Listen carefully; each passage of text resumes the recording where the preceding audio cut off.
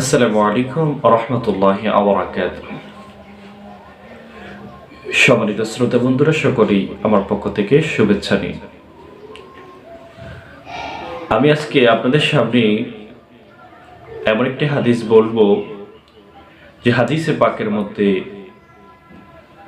আল্লাহ রাসূল বিশ্বনবী রাহমাতুল লিল আলামিন তিনি উম্মতদেরকে জানিয়ে দিয়েছেন যে আল্লাহ রাব্বুল আলামিনের কাছে সবচেয়ে প্রিয় বাক্যগুলো কি, তিনি কোন বাক্যগুলোকে সবচেয়ে বেশি পছন্দ করেন।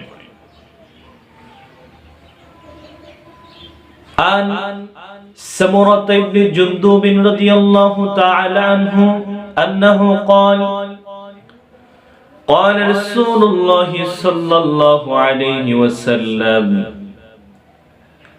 أحب الكلام إلى الله أربع। আল্লাহর নবীর প্রখ্যাত সাহাবী সামুরাত ইবনে জুনদুব রাদিয়াল্লাহু তাআলা আনহু থেকে বর্ণিত, তিনি বলেন বিশ্বনবী মুহাম্মদুর রাসূলুল্লাহ সাল্লাল্লাহু আলাইহি ওয়াসাল্লাম বলেন, আল্লাহ পাক রব্বুল আলামিন চারটি বাক্যকে সবচেয়ে বেশি ভালোবাসেন, পছন্দ করেন। সেই চারটি বাক্য হলো, একটি হচ্ছে সুবহানাল্লাহ, আরেকটি হচ্ছে আলহামদুলিল্লাহ, আরেকটি হচ্ছে লা ইলাহা ইল্লাল্লাহ, আরেকটি হচ্ছে আল্লাহু আকবার।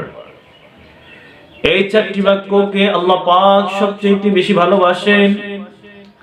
আল্লাহর নবী বলেন, বিশ্ব নবী বলেন, লা ইয়াতুরুকা বিআইহিন্না বাদাআতা, যদি তোমরা এই চারটি বাক্যে আকৃষ করে পড়ো তাহলে তোমাদের কোনো লোকসান হবে না, কোনো ক্ষতি সাধন হবে না, বরঞ্চ তোমরা যেই পরিমাণ সওয়াব পাবার কথা তাই পেয়ে যাবে। সুবহানাল্লাহ।